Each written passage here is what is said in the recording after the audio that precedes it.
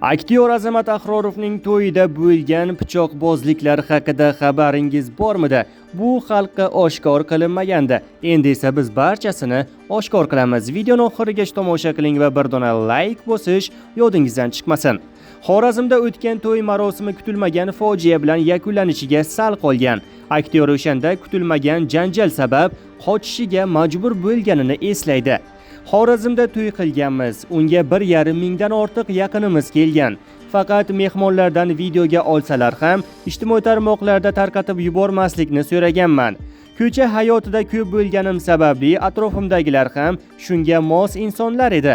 Afsuski, to'yning ikkinchi qismi boshlanishida kutilmaganda urush chiqib, pichoqbozlik bo'lib ketgan. O'shanda 14 nafar do'stim bilan bitta Nexia'ga o'tirib, to'yni tashlab Xorazmdan qochib ketganmiz.